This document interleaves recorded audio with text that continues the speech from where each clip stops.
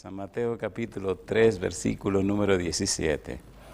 Y hubo una voz de los cielos que decía: este es mi Hijo amado, en quien tengo complacencia. ¿Qué les parece si oramos? Querido Dios, gracias por este nuevo día, gracias por su compañía. Gracias, Señor, por la presencia de los ángeles en nuestro medio y gracias por la dirección del Espíritu Santo.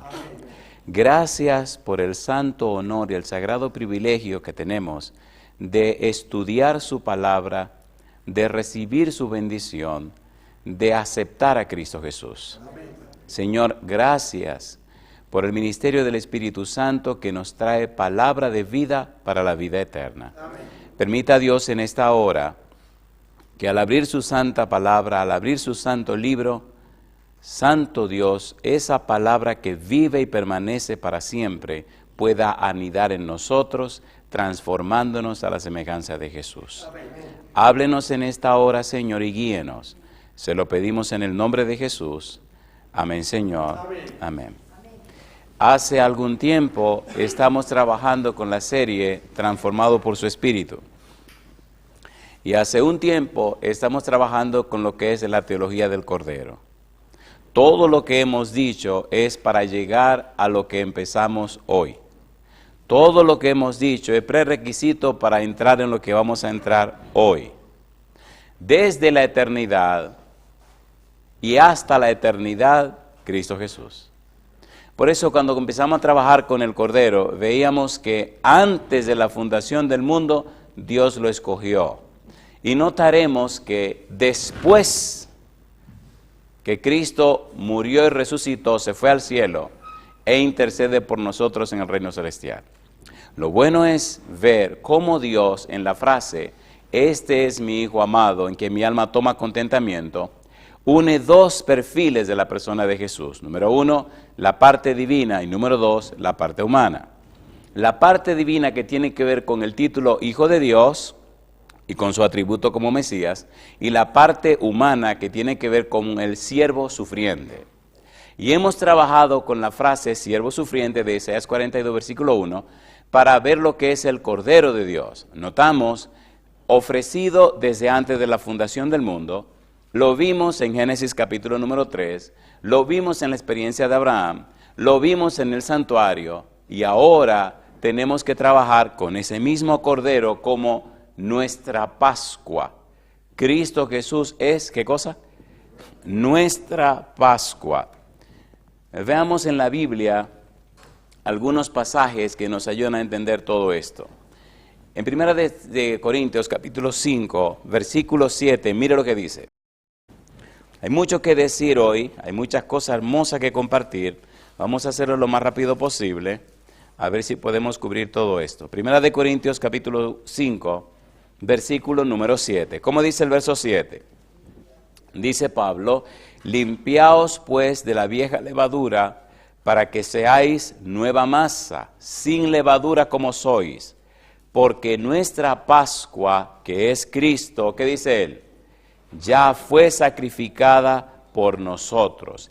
Y sigue diciendo la palabra de Dios, un poquito más adelante, 1 de Pedro capítulo 1, versículo 19, hablando con relación a Cristo como nuestra Pascua, 1 de Pedro 1, 19, mire qué cosa linda, desde antes de la fundación del mundo. 1 de Pedro capítulo 1, versículo 19. Hoy tenemos muchas cosas hermosas que compartir. Dice el apóstol: sino con la sangre preciosa de Cristo, como de un cordero sin mancha y sin contaminación. Así que nuestra Pascua es Cristo. Cristo es, según Juan 1:29, el Cordero de Dios que quita el pecado del mundo. El Cordero de Dios, el Cordero apartado por Dios, el Cordero ofrecido por Dios, el Cordero que Dios preparó para resolver el problema del pecado del mundo. Pero para entender el trabajo de Cristo como el Cordero Pascual, tenemos que entender la persona de Cristo. Y se hace imprescindible ver los dos perfiles de Cristo antes de entender su muerte en la cruz y su vida de sacrificio y su trabajo de expiación. ¿Qué quiero decir con esto? En la Biblia, en una forma bien clara, se nos presenta un ser, una persona, a quien le llaman monógenes. Monógenes porque no hay otro como Él. No hay otro ser en el universo como Él. No hay otro ser en el universo que siendo Dios se haya hecho hombre. De allí se hace tan importante empezar por abajo para llegar hasta el final. Lo primero que debemos entender es que Cristo se encarnó, que Cristo se hizo hombre. Y allí vienen todos los hermosos detalles en la palabra de Dios. Hagámoslo de esta manera. Primero, vamos al Antiguo Testamento y hagamos como hizo Dios. Presenta primero la parte divina de Jesús y luego presenta la parte humana de Jesús. Primero, este es mi Hijo amado. Segundo, en quien mi alma toma contentamiento. Isaías capítulo 7, versículo 14. Y aquí vamos a correr un poquito para ver esta primera parte, la divinidad de Jesús, y luego vamos a la parte humana, la encarnación, y allí terminaremos. Isaías capítulo 7, versículo número 14. ¿Qué dice el versículo 14? Por tanto, ¿qué cosa? Allí aparece un perfil interesante del Señor Jesús. Isaías capítulo 7, versículo 14. Por tanto, el Señor mismo os dará señal. He aquí que la Virgen concebirá y dará a luz un hijo y llamará su nombre ¿cómo? Emanuel. ¿Qué significa Emanuel? Así que si la Virgen tendría un hijo, el bebecito que nacería sería llamado Dios con nosotros. Pero, ¿me puede decir algo más? Capítulo 9, versículo 6. Mire lo que dice acerca de ese niño. Porque un niño nos es nacido, hijo nos es dado, y el principado sobre su hombro. Y se llamará su nombre admirable, consejero, Dios fuerte. ¿Qué cosa sigue diciendo? Padre eterno, príncipe de paz. El niño que nacería no es un niño común. Es un niño que nace aunque ese niño es Dios. Interesante. Dios que se hace un niño. Dios que se hace hombre. Eso es clave. Miqueas capítulo 5, versículo número 2. ¿Qué nos dice Miqueas 2 en relación a lo que estamos leyendo? Mira lo que dice Miqueas. Miqueas capítulo 5, versículo número 2. La Biblia es coherente y la Biblia se explica a sí misma. Miqueas capítulo 5, versículo 2. Pero tú, Belén, Efrata, pequeña para estar entre las familias de Judá, ¿qué dice ahora?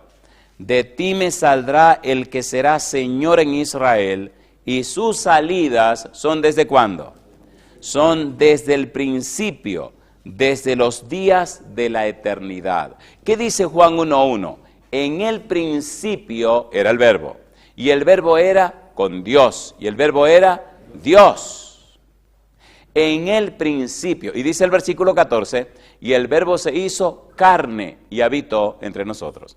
Ahora estamos hablando de un personaje, de un ser que siendo Dios se hace carne. ¿Tiene sentido? ¿Se entiende lo que estamos diciendo? Esto, ¿se entiende o no se entiende?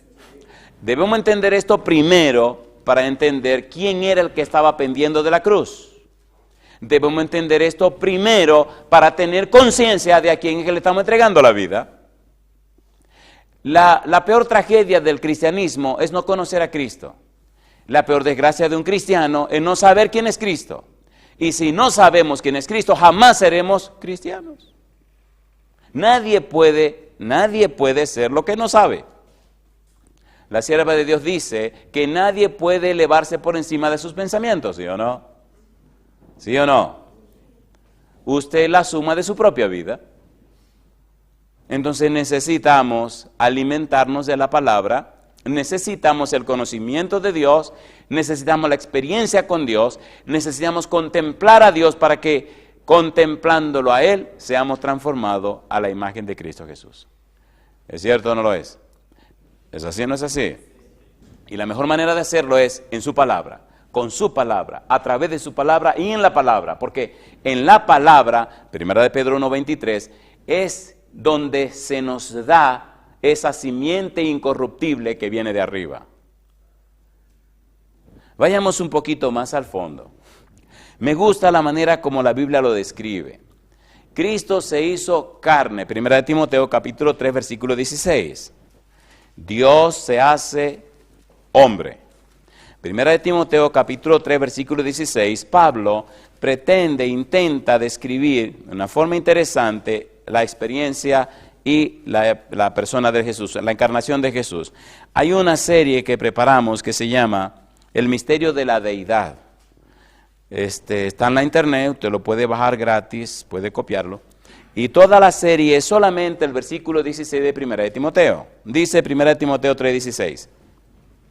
E indiscutiblemente grande es el misterio de la piedad. Existe el misterio de la iniquidad y existe el misterio de la piedad. El misterio de la iniquidad no lo vamos a estudiar porque a mí no me interesa, ni creo tampoco que lo descubramos. Pero el misterio de la piedad, Dios nos revela en Cristo Jesús. Mire cómo lo describe Pablo. Grande es el misterio ¿de qué? De la piedad. O sea, grande es el misterio de Dios que condesciende con el hombre a un nivel que no se puede entender. ¿Cómo Dios puede descender tanto? Por eso, en algún momento debemos estudiar la frase que Cristo se despojó. La frase, haya en vosotros el mismo sentir de Cristo Jesús. Necesitamos llegar ahí para tener una idea más clara o amplia de todo lo que está pasando. Pero primero recuerde que ahora estamos trabajando con Cristo que se hace carne. Siendo Dios, se hace carne. Siendo Dios, se encarnó. Siendo Dios, se hizo hombre. Un misterio conocido como misterio de la piedad. Y todo para resolver el problema del pecado. Versículo 16. E indiscutiblemente grande es el misterio de la piedad. Dios fue manifestado, como dice, en carne, justificado en el Espíritu. Cuando Cristo fue bautizado, ¿quién apareció en forma de paloma? Visto de los ángeles, predicado a los gentiles, creído en el mundo, recibido arriba en gloria. Pablo resume toda la vida y obra de Jesús en un versículo. ¿Es así o no es así? ¿Es así o no es así? Pero mire cómo la Biblia nos sigue hablando y enseñando y mostrando la encarnación del Señor Jesús. En el libro de Filipenses, capítulo 2, versículo 8, vamos a leer rapidito Filipenses 2, 8, y luego entonces vamos a entrar en otros pasajes que nos hablan de la encarnación de Jesús. Dice Filipenses 2, 8, y volveremos sobre Filipenses 2, 8 un poquito más tarde.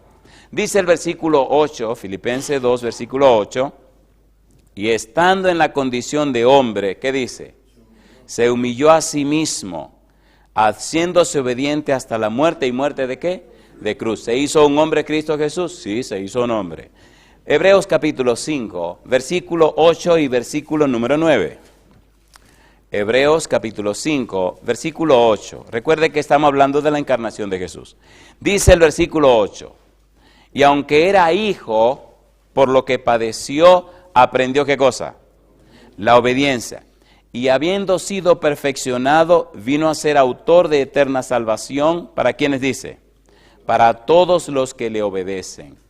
Se despojó, dejó aquello a un lado y vino y se hizo un hombre para cumplir una santa misión. Capítulo 2, Hebreos, versículo 14. ¿Cómo lo logró? Dice el verso 14, así que por cuanto los hijos participaron de carne y sangre, ¿qué dice ahora?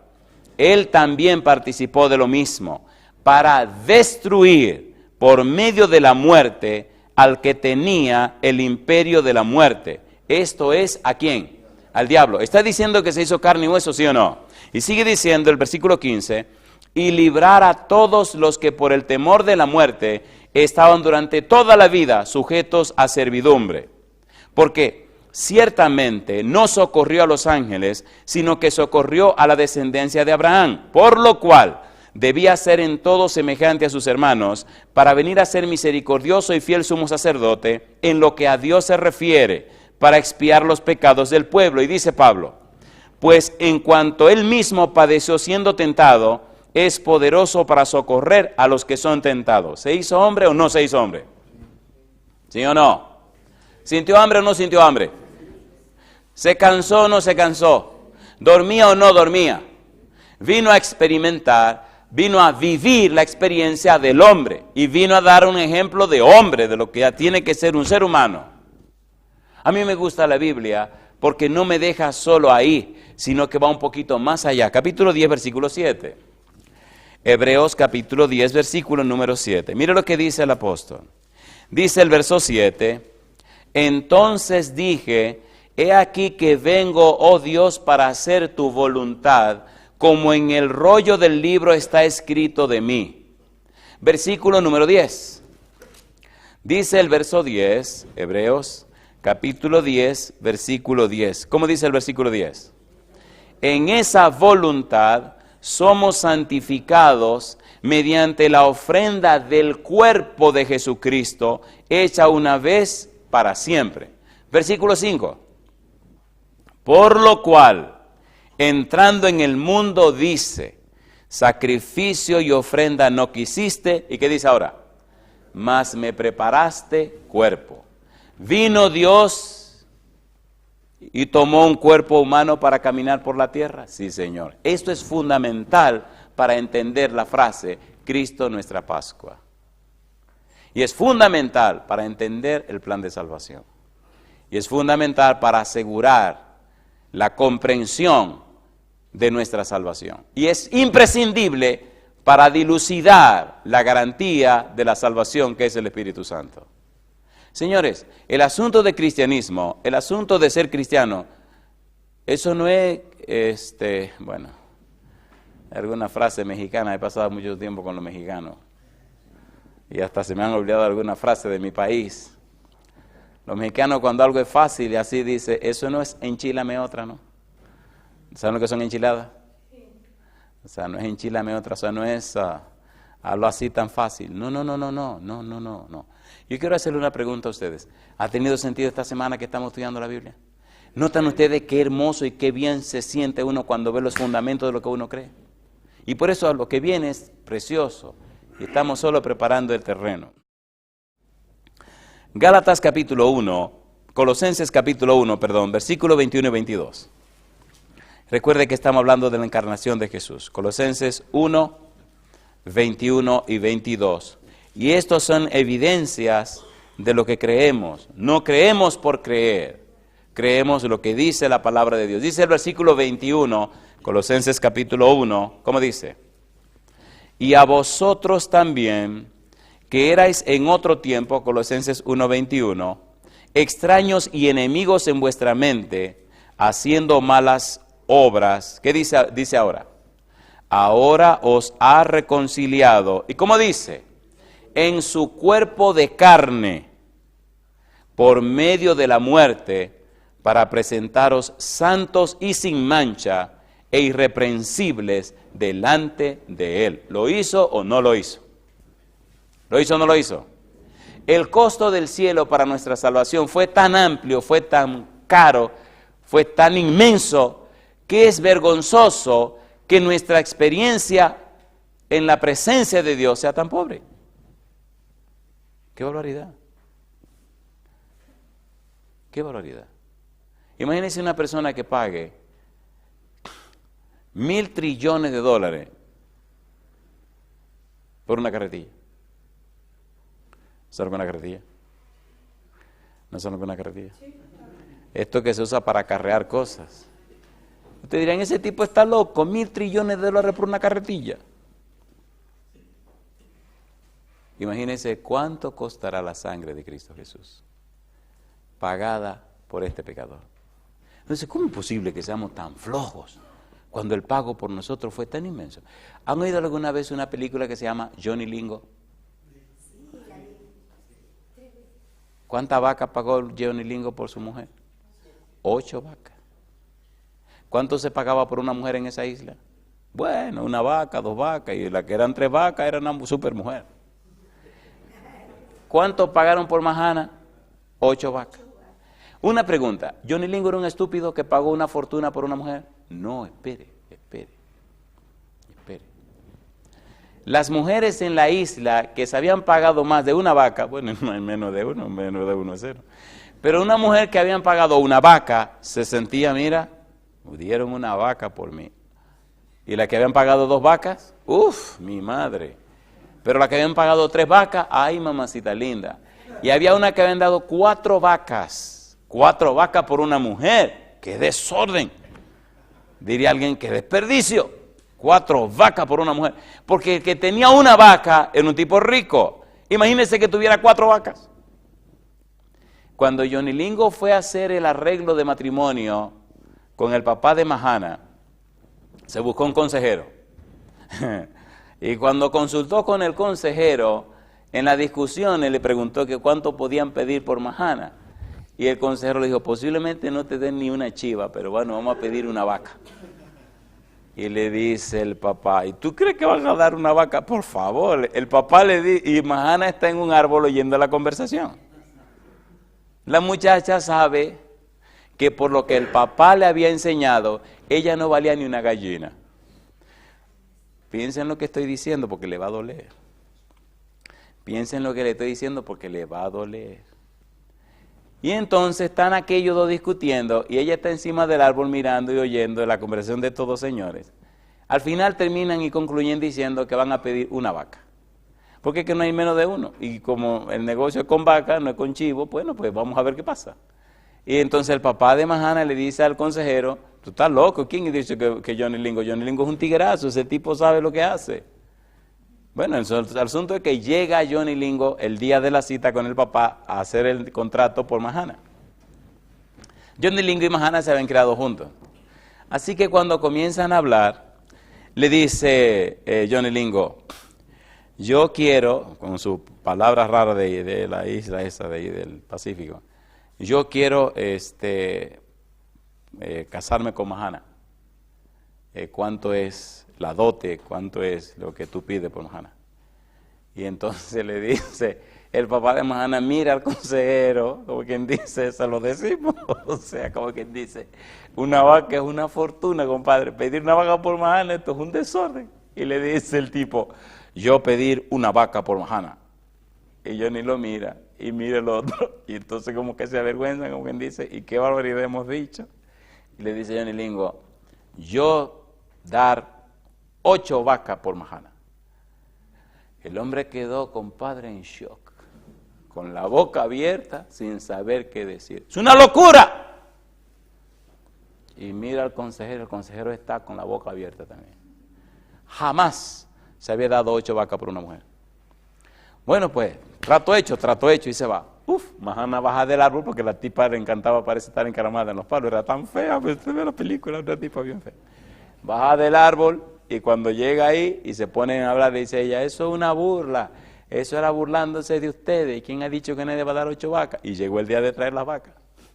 Pregúnteme cuántas vacas llegaron a la casa de Moque. 8 vacas. ¿Y quién venía a traer todas las vacas? Johnny Lingo. Atiéndame, por favor. Atiéndame, por favor. ¿Cuántas vacas pagaron por usted? A veces vivimos como cristianos, como si ni siquiera hubieran dado una chiva por nosotros. Y Dios no dio una chiva ni vaca, dio a su propio hijo. ¿Cómo somos tan infelices y vivimos una vida tan pobre y tan miserable, siendo que se pagó un precio tan alto por nosotros? ¿Sí o no? Mire qué cosa linda, cuando se casaron, tomó a la muchacha y se la llevó un mes de luna de miel, mientras estaban haciendo su casa frente a la playa.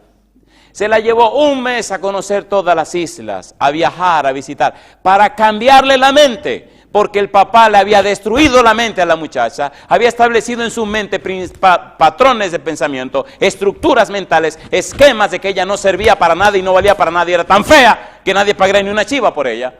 Al llevársela a Johnny Lingo, le sacó todos esos programas atrasados de su mente y le colocó un programa. Si hay una mujer importante en la isla, eres tú. Nadie jamás pagó 8 vacas por una mujer. Tú eres el doble de importante de cualquier mujer que hay en la isla. Y cuando Mahana regresó con una mente completamente cambiada. Tan cambiada que iba a buscar el agua con dignidad, con altura. Y todas las mujeres le rendían reverencia. La más importante mujer de la isla. Y un día vino el abusador ese del papá a reclamarle a Johnny Lingo que tenía que pagarle más vaca por Mahana porque no había pagado suficiente. Mire qué abusador. Qué abusador, ¿eh? ¿Me están entendiendo lo que estoy diciendo? ¿Quién le dio dignidad a Mahana? Johnny Lingo. ¿Quién cambió la mente de Mahana? Johnny Lingo. Usted se conduce y se comporta conforme a lo que usted cree que vale. La mayoría de la gente camina con la cabeza para abajo, pisándose los pies, porque piensa que son unos gusanos, pero queridos, es cierto que la carne es gusano y no sirve para nada. Sin embargo, la Biblia habla de un verbo que es metamorfo, transformarse, transformación, transformado. Cuando la Biblia dice que en Cristo somos transformados, significa que es verdad que la carne es gusano. Usted sin Cristo es un gusano. Pero el Espíritu viene y nos transforma. Hace una metamorfosis, metamorfo, una transformación de un gusano, lo convierte en una mariposa. ¿Se convierte en la mariposa en gusano otra vez? Jamás. Entonces, ¿qué le pasa a usted? O es mariposa o es gusano. En Cristo somos mariposa, transformado por el poder de su Espíritu Santo. ¿Cuánto vale usted? ¿Cuánto pagó Dios por usted? ¿Se entiende lo que quiero decir? Entonces, ¿se entiende o no se entiende? Yo no estoy diciendo que sea orgulloso, vanidoso, pedante, prepotente. Yo no estoy diciendo eso. Estoy diciendo, levante la cabeza y viva con dignidad, porque Dios lo hizo un príncipe o lo hizo una princesa. Es más, el asunto llega tan lejos que dice Apocalipsis que somos reyes y sacerdotes de Dios. ¿Lo dice o no lo dice? ¿Lo dice o no lo dice? Entonces, ¿por qué vivimos esta vida tan pobre y tan arrastrada? Porque no conocemos al Señor, porque no conocemos su palabra, porque no sabemos lo que deberíamos saber. ¿Es así o no es así? ¿Es así o no es así? Por eso me gusta la Biblia. Y ahora comenzamos el trabajo de este día. Le pido que pongan cuidado, porque esto es tan hermoso, tan precioso, que llegaremos hasta donde el tiempo diga. ¿Listos? Filipenses capítulo 2, versículos 5 al 8. Mire qué cosa linda. Filipenses 2, 5 al 8. Hay mucho que decir de estos versículos, pero a ver cómo lo enfocamos, cómo lo resumimos. Recuerde que estamos en el punto de que Cristo se encarnó, que Cristo se hizo carne, Cristo se hizo hombre, para ser el Cordero Pascual, para ser el siervo sufriente, para ser aquel en quien el alma de Dios tiene contentamiento. Dice Filipenses capítulo 2, versículos 5 al 8. Dice el versículo 5. Haya pues en vosotros, ¿qué cosa? Este sentir que hubo también en Cristo Jesús. Interesante que la palabra sentir es la palabra mente. Haya pues en vosotros la mente que hubo en Cristo Jesús. Versículo 6. El cual siendo en forma de Dios, no estimó el ser igual a Dios como cosa que aferrarse. ¿Lo leímos o no lo leímos? ¿Es Cristo Dios con nosotros, sí o no? ¿Es Cristo Emmanuel, sí o no? Pues Él no tomó eso como cosa que aferrarse, como cosa para retener, sino que tomó una decisión. ¿Cuál fue la decisión? Versículo 7. Sino que se despojó a sí mismo, tomando forma de siervo, hecho semejante a los hombres. ¿Verdad que se entiende esto? ¿Se entiende o no se entiende? ¿Es Cristo Dios? Sí, pues dijo, bueno, esto yo no lo voy a tomar en cuenta, me voy a hacer como un hombre. Me voy a despojar de esto para venir a cumplir esta santa misión. ¿Y todo por amor a quién? No. ¿Por amor a quién? Ya déjese de pensar en forma colectiva, porque la salvación no es corporativa. La salvación no es ni por familia, la salvación no es ni por iglesia, no es ni por país, ni es por toda la humanidad. No. La salvación es por cada persona.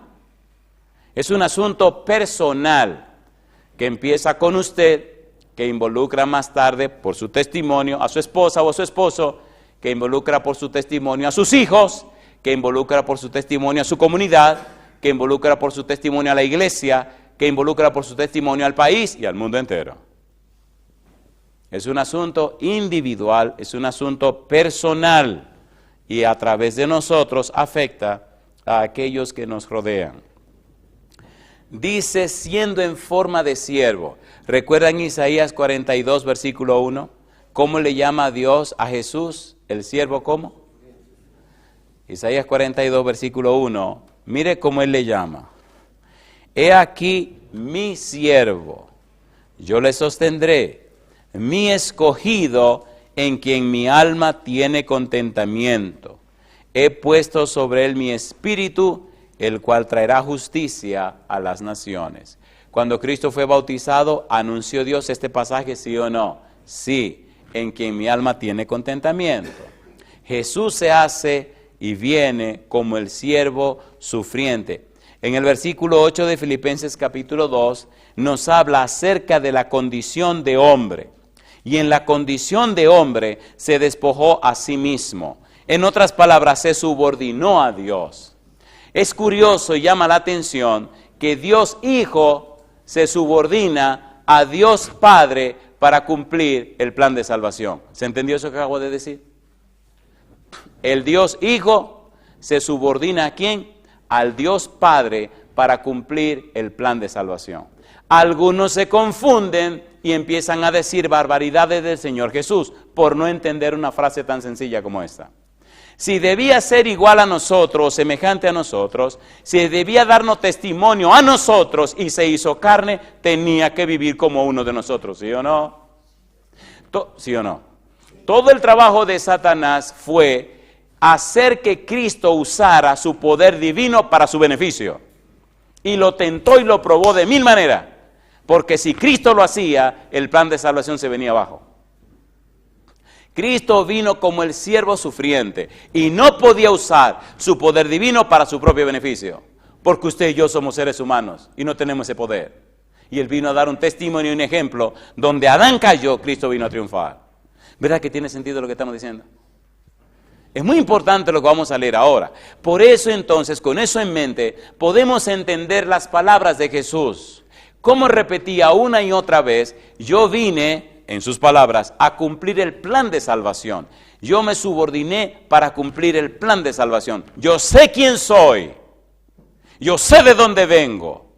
Pero también sé a qué misión vine. Yo conozco la visión de mi vida, pero también entiendo la misión de mi vida. Yo digo, alabado sea el nombre de Dios. Esto es importantísimo, querido, como fundamento de nuestra fe. Veamos cómo Cristo lo decía a San Juan, capítulo 5, versículo 19. Ponga cuidado a las palabras de Jesús, porque Él describe ahora cómo se subordina para cumplir el plan divino. San Juan capítulo 5, versículo 19. ¿Cómo dice el verso 19? Juan 5, 19, respondió entonces Jesús y les dijo, de cierto os digo, no puede el Hijo hacer nada por sí mismo, sino lo que dé hacer al Padre, porque todo lo que el Padre hace, también lo hace el Hijo igualmente. ¿Está hablando de subordinarse a Dios? ¿Sí o no? Pues claro que sí, versículo 36. Mire el verso 36, lo que dice. Mas yo tengo mayor testimonio que el de Juan, porque las obras que el Padre me dio para que cumpliese, las mismas obras que yo hago, dan testimonio de mí que el Padre me ha enviado. ¿Notan el tono de la voz de Jesús, el timbre y el tono de lo que está diciendo?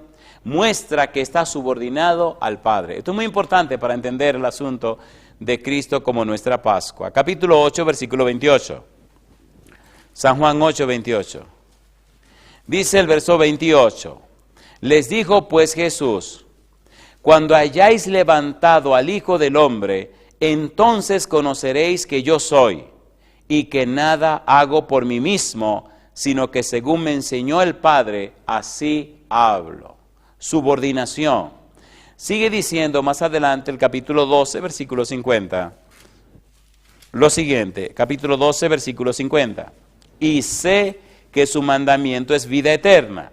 Así pues, lo que yo hablo, lo hablo como el Padre me lo ha dicho. Capítulo 15, versículo 15. Dice el verso 15. Ya no os llamaré siervos, porque el siervo no sabe lo que hace su Señor, pero os he llamado amigos, porque todas las cosas que oí de mi Padre os las he dado a conocer. En otras palabras, yo vengo como el mensajero de mi Padre. Yo vengo de parte de mi Padre a cumplir una misión con ustedes. De modo que Cristo se despojó, Cristo se subordinó, Cristo se humilló a la voluntad del Padre. Aquí me detengo. ¿Tiene sentido esto que estamos haciendo? Recuerde que para donde vamos es para la cruz, pero tenemos que entender el personaje que va a morir en la cruz. No fue un profeta que murió en la cruz. No fue un hombre bueno que murió en la cruz. No fue un ser humano común y corriente que murió en la cruz. A quien clavaron en la cruz es a un ser que es único en su clase. No hay otro como él. No hay otro ser que siendo Dios se hiciera hombre. El asunto es tan trascendente, es tan profundo, el asunto es tan amplio, es tan grande, el asunto es tan increíblemente maravilloso que el universo entero está pendiente de cuando se habla de estas cosas. Señores, no estamos hablando de una clase en la universidad, no estamos hablando de la Universidad de Harvard, no estamos hablando de ninguna institución humana, estamos hablando de la universidad de todo el cosmos, la universidad, y valga la redundancia, del universo. La ciencia de la salvación, la ciencia del conocimiento de Dios, la multiforme sabiduría de Dios, que es la ciencia del conocimiento del universo, la manifestación de Dios ante toda la creación, en la persona de Jesús. ¿Se entiende o no se entiende? ¿Se entiende o no se entiende? ¿Por qué a Lucifer le funcionó el plan en el cielo? ¿Por qué convirtió ángeles en demonios? ¿Por qué engañó a Adán y Eva? Ahora hay un conocimiento acabado, amplio y claro de quién es Dios y quién es Lucifer. Y todo se manifestó y se aclaró en la persona de Jesús. Aquí me detengo. ¿Somos privilegiados o no somos privilegiados? Somos tan privilegiados que ni lo sabemos. Somos la única creación que compartimos un ser que siendo Dios se hizo como nosotros. ¿Se entiende o no se entiende? Oiga, póngase a pensar por un momento que a la derecha de Dios, una posición de autoridad, hay una persona como usted que sabe y entiende tus problemas, no porque sea Dios, sino porque vivió como hombre. ¿Se entiende ahora, por favor? ¿Se entiende o no se entiende? ¿Tenía hambre Cristo en el pozo de Jacob, en Sicar, cuando vino la samaritana? ¿Tenía hambre o no tenía hambre? ¿Tenía sed o no tenía sed? ¿Se cansaba Jesucristo? ¿Se durmió o no se durmió en el barco? ¿Se durmió o no se durmió? ¿Por qué se durmió? Y estaba bien cansado, compadre, porque ni con los sacudiones del barco y la tormenta, ni con eso se despertó, tuvo que despertarlo, compadre. Estaba dormido, mojándose y dormido como un bebé. ¿Se entiende para dónde vamos? ¿Se entiende o no se entiende? Oigan, ¿verdad que tenemos que sacar más tiempo para estudiar la Biblia? ¡Qué barbaridad! Necesitamos estudiar la Biblia. Necesitamos saber qué es lo que nosotros creemos. Y necesitamos saber por qué creemos lo que creemos. Capítulo 14, versículo 31. San Juan 14, 31. Dice el verso 31, más para que el mundo conozca, ¿qué cosa dice? Que amo al Padre y como el Padre me mandó, así hago. Levantaos, vamos de aquí. El Padre me mandó. Subordinación. Capítulo 10, versículo 18. ¿Por qué tantos pasajes? Porque son las evidencias. Capítulo 10, versículo 18. ¿Qué dice el 18? Versículo 17, 18. Dice el 17. Por eso me ama el Padre, porque yo pongo mi vida para volverla a tomar. Nadie me la quita, sino que yo de mí mismo la pongo. Tengo poder para ponerla y tengo poder para volverla a tomar. Este mandamiento recibí de mi Padre. Qué cosa linda. Notan que todo lo que Él dice o hace lo está sometiendo al Padre. ¿Se entiende o no se entiende? Está subordinándolo al Padre, porque todo lo que usted piense, diga o haga, debe someterlo al Padre. Todo lo que yo pienso, digo, hago, debo someterlo al Padre. Y Él vino a darnos el ejemplo que usted y yo debemos vivir. Por eso la vida cristiana es tan hermosa cuando nos relacionamos con Dios, cuando nos sometemos al Padre, cuando vivimos como Él dice y como Él quiere, no como a usted le da la gana. Bendito sea el nombre de Dios. Capítulo 17, versículo 1. Entonces Jesús dice, clamando a Dios, dice el verso 1, estas cosas habló Jesús y levantando los ojos al cielo dijo, Padre, la hora ha llegado. Glorifica a tu Hijo para que también tu Hijo te glorifique a ti. ¿Hermoso o no es hermoso? Capítulo 14, versículo 28. Dice el verso 28, habéis oído que yo os he dicho, voy y vengo a vosotros. Si me amarais, ¿qué cosa dice? Os habríais regocijado porque he dicho que voy al Padre, porque el Padre mayor es que yo. Alabado es el nombre de Dios. ¿Se sometió el Dios Hijo al Dios Padre para el cumplimiento del plan de salvación? Sí, Señor. Sí, Señor. Cuando entendemos esto, nuestra vida se enriquece, nuestra vida crece y le encontramos más propósito a nuestra experiencia cristiana. Me pregunta, ¿tiene sentido esto o no tiene sentido? La Biblia no es para entretenernos, la Biblia es para recrearnos. ¿Se entendió? El entretenimiento destruye, el entretenimiento y la diversión acaban. Me encanta cuando Esther hace una ilustración de lo que estoy diciendo, porque me resulta muy pintoresco lo que ella dice. Dice ella, mira gordo, es como cuando la gente dice, ¿para dónde van? En mi país hay muchas playas, y toda la gente grita, ¡para la playa! Y cuando vienen de la playa, tú le dices, ¿de dónde vienen? De la playa. ¿Entendieron?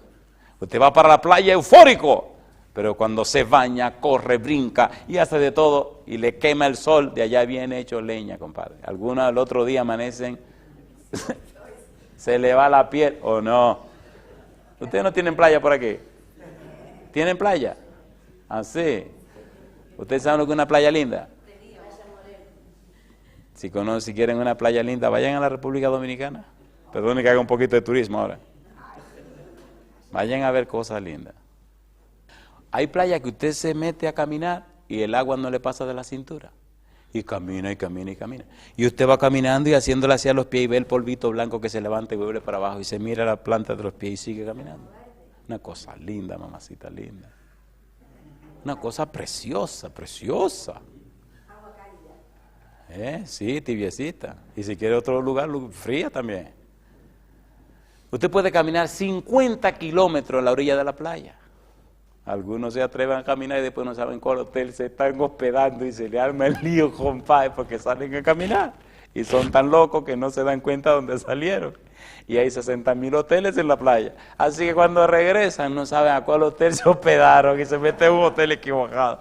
Le dicen, no, espérese, usted no está, ¿en qué habitación está? ¿Usted en la habitación tal? No, usted no está en este hotel. ¿Cómo que no? No, ¿y cómo se llama usted? Y entonces empiezan a llamar a los otros hoteles que andan por ahí a ver si tienen un huésped que se llama fulano de tal. Sí, porque se fueron de locos a caminar por la playa y como hay 60,000 hoteles en la playa, pues caminaron y caminaron y caminaron y caminaron. Cuando regresan, uy, mamacita linda, está más perdido que el hijo del Inver. Miren, vamos a terminar esto. Hay una frase de un teólogo que me gustó, él dice, ¿qué cosa linda? Dice él, la idea bíblica de la subordinación de Dios el Hijo a Dios el Padre pertenece no a la estructura interna de la realidad divina, sino más bien a la esfera del cumplimiento del plan de salvación.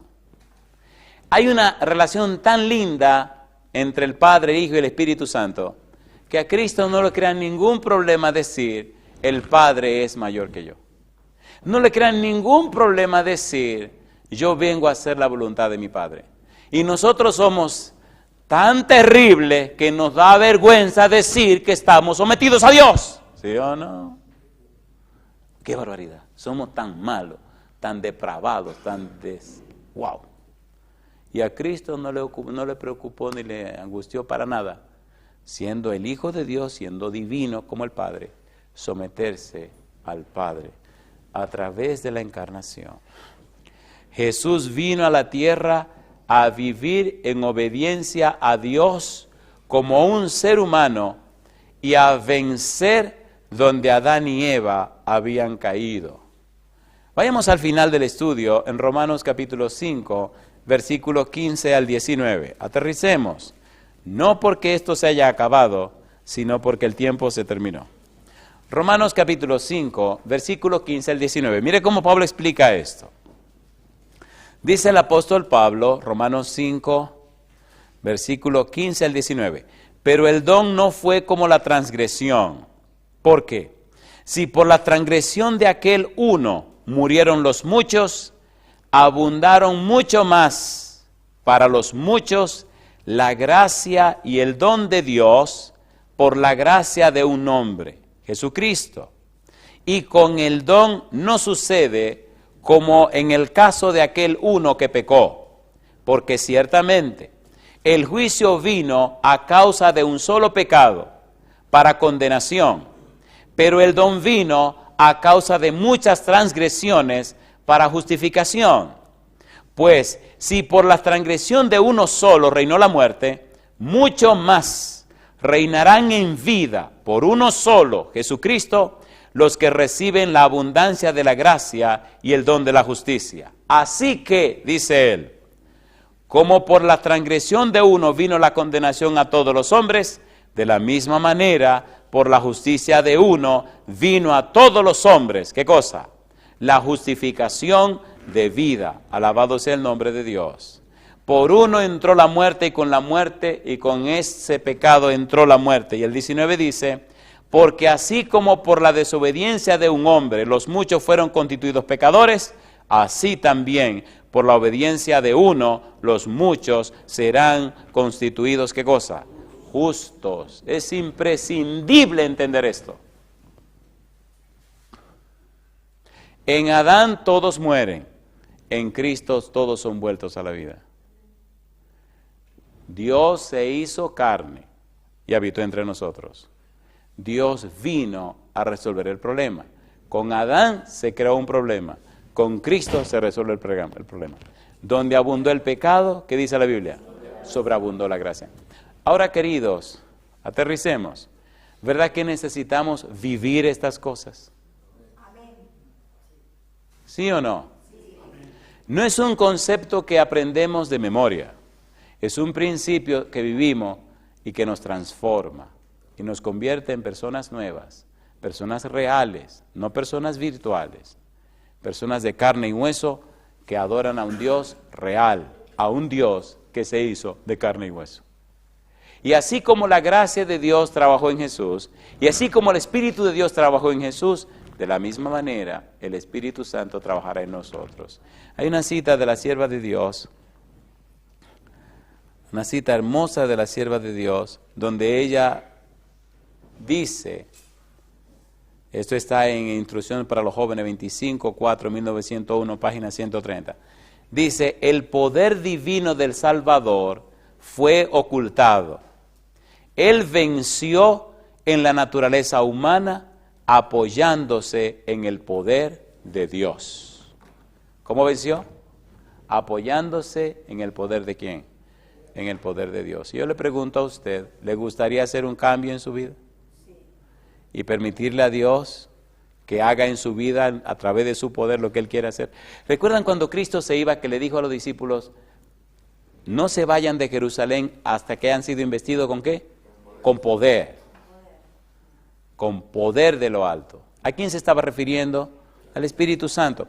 ¿Recuerdan que le dijo, espérense al cumplimiento de la promesa del Padre? La promesa del Padre, según el libro de Joel, era el derramamiento del Espíritu Santo. ¿Recibieron el Espíritu Santo? ¿Fueron cambiados y transformados? ¿Todos los discípulos cambiaron su carácter? Sí. ¿No les parece a ustedes que debemos pedir eso en este día? Miren, el Espíritu es que ilumina nuestra mente para entender la palabra de Dios. Él inspiró la Biblia y Él nos las hace entender. La mente humana no entiende las cosas de Dios. La carne no percibe las cosas espirituales. Pero si usted le da el permiso a Dios, si usted le da su mente y su voluntad, entonces el Espíritu lo habilita y lo capacita para comprender a Dios. Porque al hombre natural las cosas de Dios le son locura. Y el hombre carnal está tan ocupado en su carne que no crece en la vida espiritual. Mi pregunta final, ¿quisiera usted en esta hora darle el derecho legal al Espíritu para que lo cambie y lo transforme y le haga entender y comprender el trabajo de Jesús en nuestro favor? Si su respuesta es sí, póngase en pie conmigo. ¿Ustedes creen que estamos aprovechando el tiempo estudiando la palabra de Dios? Recuerden que no es lo que dice un hombre, no es lo que piense fulano, no, es lo que dice Dios. Lo único que permanecerá para siempre es la palabra de Dios. Dios usó la palabra para crear todo lo que se ve. Y con la misma palabra destruirá todo lo que se ve. Y con la misma palabra rehará, reconstruirá lo que no se ve. Por eso, queridos, déjense de llevarse del brillo del mundo. En las tiendas de hoy, las tiendas más modernas, están utilizando el brillo como un recurso para atrapar a los seres humanos. Ustedes ven cuando uno viaja por el campo en las noches, que los pajaritos vienen corriendo a las luces del carro y chocan en el cristal, y cuando usted llega a su casa el cristal está completamente lleno de pajaritos muertos. Ellos corren a la luz y no saben la experiencia que les espera. En el caso de nosotros es diferente. Cuando corremos a la luz que es Cristo Jesús, alcanzamos salvación y vida eterna. Necesitamos correr hacia la luz. Cuando nosotros corremos hacia la luz, entonces hay un cambio y una transformación en nuestra vida. Porque cuando la luz de Cristo nos ilumina, el Santo Espíritu nos crea y nos recrea a ser una persona completamente nueva y distinta. Quiera Dios que eso sea y esa sea nuestra experiencia. Querido Padre Celestial, gracias por la oportunidad que nos concede de reunirnos para estudiar su palabra. Gracias por los ángeles que nos acompañan y gracias por su Espíritu que nos dirige. En esta hora pedimos su bendición sobre los presentes, pero también sobre todos aquellos y aquellas que nos siguen en cualquier lugar del mundo. Dios eterno, Padre amado, habilite nuestra mente, capacítela para entender, pero también para comprender, para captar, Dios mío, para dilucidar la verdad manifestada en la persona de Jesús. Amén. Que comprendamos que Cristo es nuestra Pascua, Cristo es el Cordero ofrecido para el pago de nuestros pecados. Haga, oh Dios, que le amemos a usted por sobre todo. Haga, Señor, que odiemos el pecado de cualquier forma. Haga, Padre eterno, que la naturaleza espiritual que usted nos dio crezca en nosotros. Que esta naturaleza mala y carnal muera cada día y la naturaleza espiritual crezca y se desarrolle. Rogamos en forma especial, Señor, por aquellos y aquellas que están en el valle de la decisión. Que el diablo no los engañe, que se mantengan firmes y fijos sus ojos en Cristo Jesús.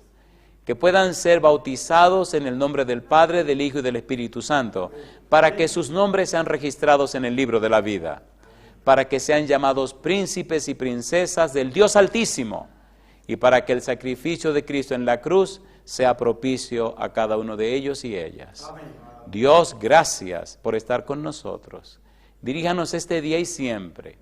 Perdone nuestras faltas y pecados, Señor, y haga su voluntad en nosotros. Lo pedimos en el nombre de Jesús. Amén, Señor. Amén.